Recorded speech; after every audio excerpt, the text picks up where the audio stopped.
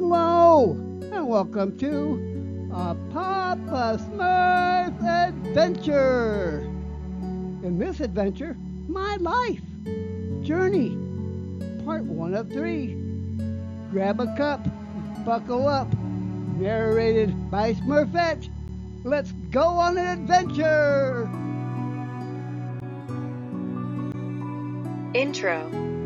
I'm 58 years old, 2015, and when I was 22 years old, 1980, I had a motorcycle accident that changed me, for because of that accident, I have had an out-of-body as well as a death experience.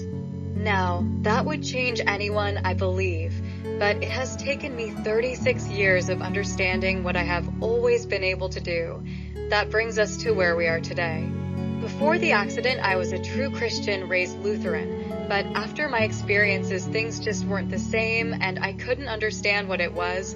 I have had many clairvoyance experiences before and after the accident, and little by little over the years started to understand my calling. Now having another realm speaking to you is great for you, but when they want you to tell others of what they want to say, well, I wasn't quite sure how to go about that and not have people call me weird or crazy.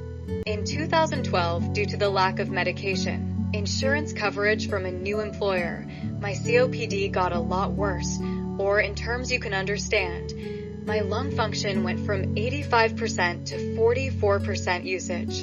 In a span of 3 months, I went from working 40 hours a week and walking 10 plus miles a day to being disabled and unable to walk a mile.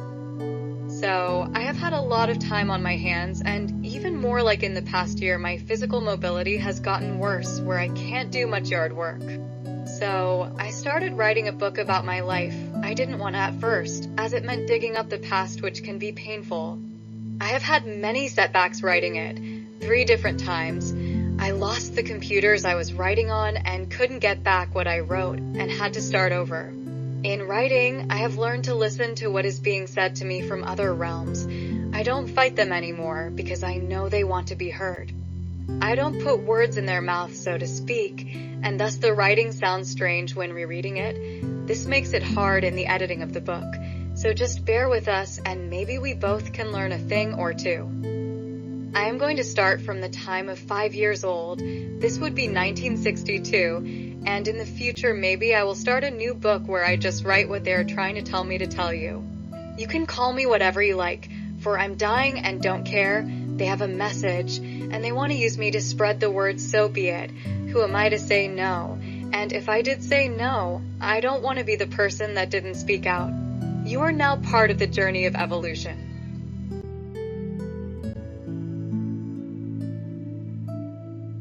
Life. I was born November 23rd, 1957. In the beginning, I was taught about Christianity and learned the Bible, King James Version, for I was raised Lutheran. My father died when I was 8 years old, and I learned all I know from watching my mother raise me and my 3 older sisters. My 10-year older brother had left the house and very rarely came by or contacted us. I learned a lot sitting in the corner watching what to do and what not to do by observing my sisters, and yes, I was the baby of the family. I have experienced a lot of things in my young life, like the story from my grandfather about how Christ came to visit. This happened in 1960. The story goes that one day, while my grandfather was sitting in his chair in the front room and Grandma was in the bedroom sleeping, Christ was seen wearing a purple robe walking toward the front door. Christ walked through the screen door, turned to the left, and walked through the closed bedroom door. My grandfather thought he was seeing things and passed it off. Then a while later, he saw Christ come back out of the bedroom and turned and walked out the screen door and disappeared. My grandmother came out and told my grandfather that Christ visited her and told her he will be taking her home in 3 days. They didn't tell anyone because they didn't know what people would think. My mother said one day she was doing dishes and heard her mom and dad's car pull in the driveway, but when she checked, no one was there. This happened the next day as well. On the 3rd day when this happened, my mom thought she was just hearing things again. Then the doorbell rang, and when she answered it, she was greeted by a sheriff which advised her that her mother had passed away. My mother didn't hear about the incident from her dad for some time until he couldn't keep it quiet for his mind's sake.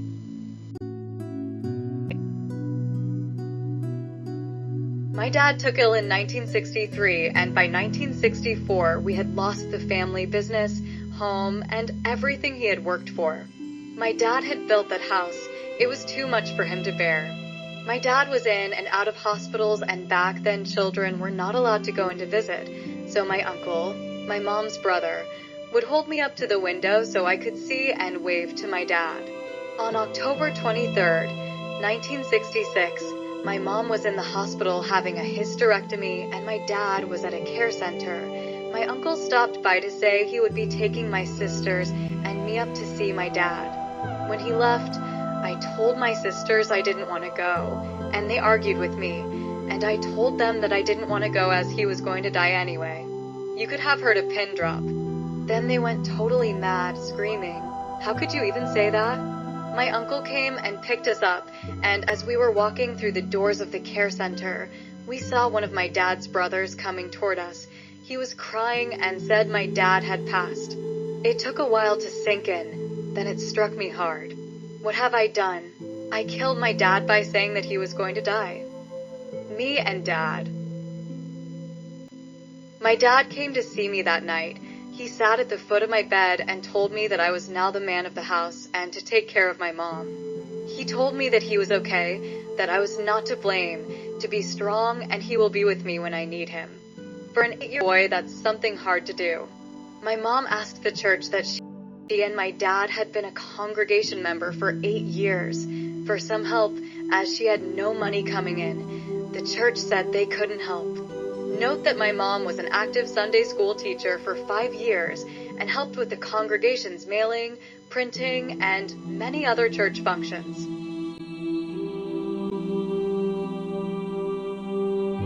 The Sunday after my dad's funeral, my mom and I went to church.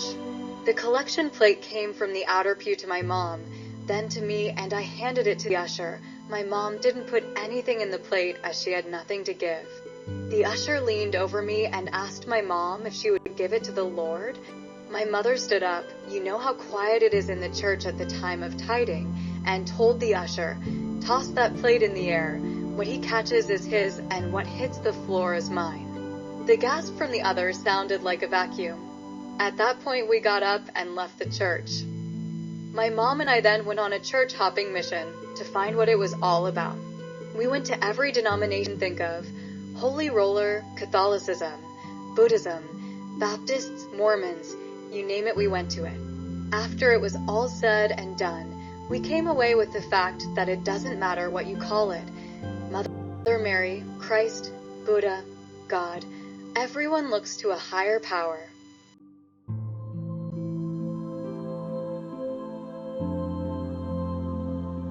As time went on, I still blamed myself for my dad's passing, so I just crawled into a corner and watched everyone else. By 1973, we had moved 3 times. I had been held back a grade in school and had no friends. When we moved the last time, it was 65 miles away from everything I knew, for I grew up on the West Coast in the South Bay area and loved the ocean. Now we moved to the valley, and it was dry and hot. I made a friend when I went to school. He had been hit by a car while he was walking and shattered both of his legs. The car was a Mazda, I believe, a Mazda RX 7. Remember this later. I pushed him around everywhere. We would take walks leaving home at 7 p.m. and returning at 6 a.m., just walking around town talking about life and many other things. We would get together with other friends and play board games. Soon I forgot about my past life. Sad to say, my mother didn't fare too well as she became an alcoholic. She would hold a job long enough for pay to get more booze and then pass out. I was in high school and had to work full-time to pay the mortgage and bills. My mom had signed the house over to me, so the state couldn't hold it against her for state aid. I didn't graduate because I was 15 credits shy due to having to work. It was killing me to see my mom drink herself to death, and I tried everything to get her to stop, but to no avail. So, while she was in a drunken stupor, I got a hold of a realtor and showed them the house, telling them that my mom was sick and in bed, and asked what they would give me for it. I had to leave because I couldn't take it anymore and couldn't get help from my sisters as they were all on their own on the West Coast. The realtor said he would be able to get me $18,000 after, so I signed the papers and told my mom and my sisters that she had 30 days to get out for the house to be sold, and I was leaving for Colorado. Once again, I got the wrath from my sisters. I told them that they can't blame me if their mother dies. It's on them now. I took $8,000 for my troubles and gave my mom $10,000 to start over herself. I left for Colorado in November of 1976, and I returned in January of 1977. It's too cold in Colorado. I lived in my car and in hotels for the first 3 months. Then, when I became desperate, I set out to find my mom. I found her in an apartment and didn't know what to say when she answered the door. She looked at me and said, "It's okay, I understand. You can stay until you get a job and your own place." She had quit drinking altogether and got a good job. I got a job and an apartment, and my mom moved back to the West Coast with her job. Life goes on. When I was 21 years old and on my own, I worked at an insulation warehouse. On February 21st, 1979, while trying to load a truck, the lift gate would not be released. I found the problem.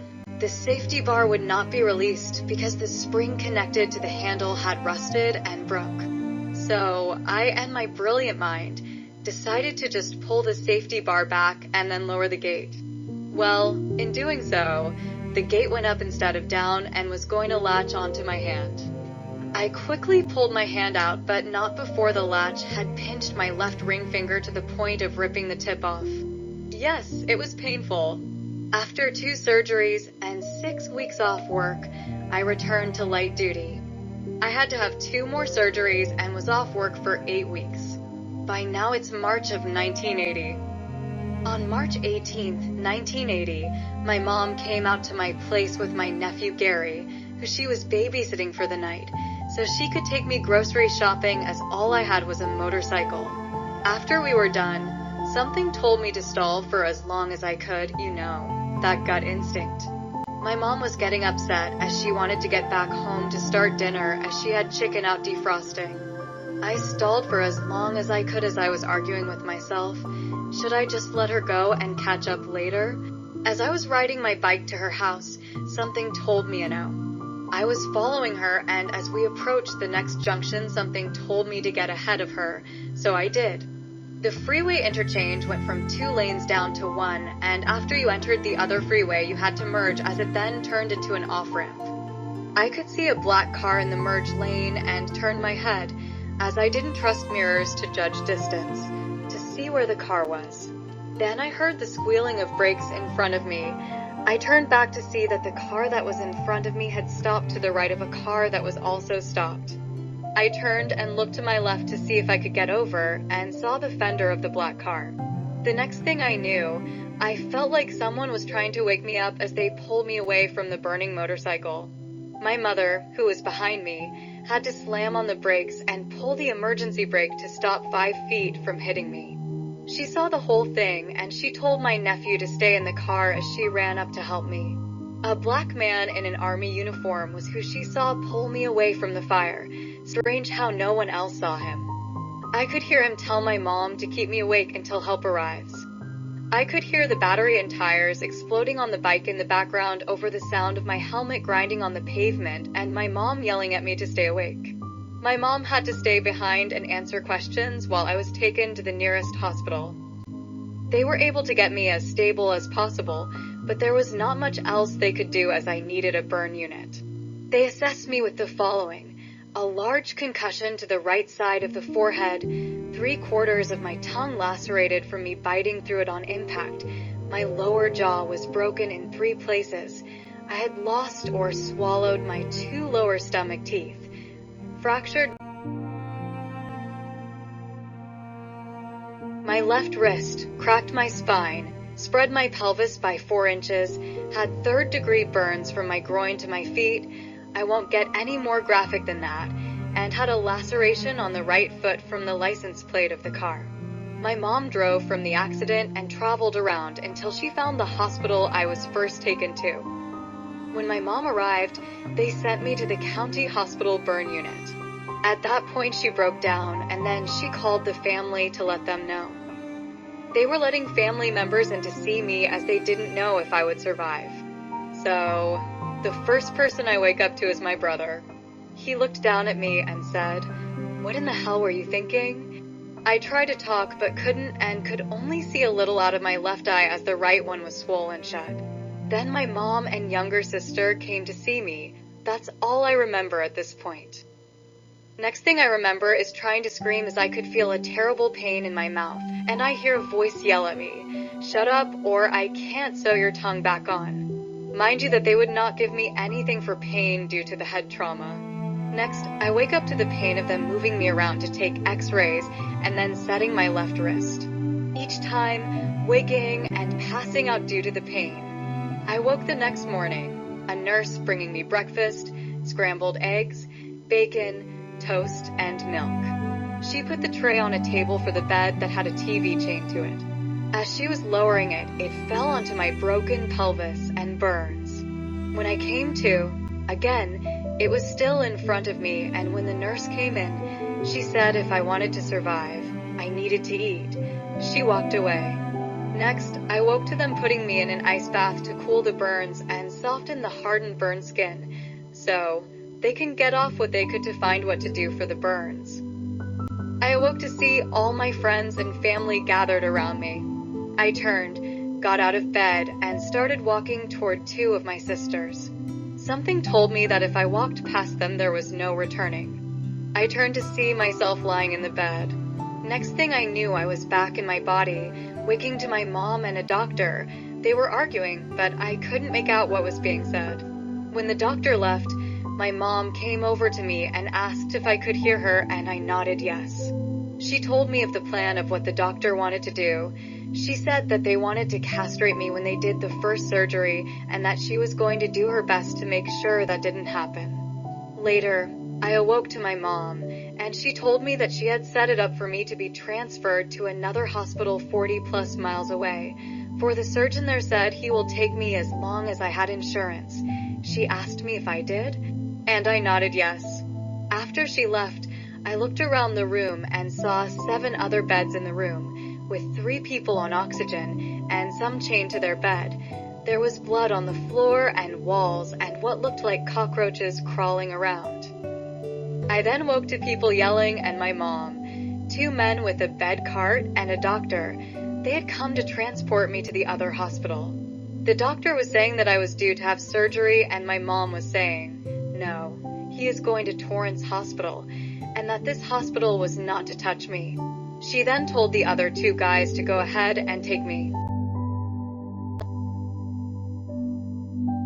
The doctor told everyone that I probably would not survive the trip. Next thing I know, I heard someone next to me yelling, "Go code, he's crashing." I found myself floating.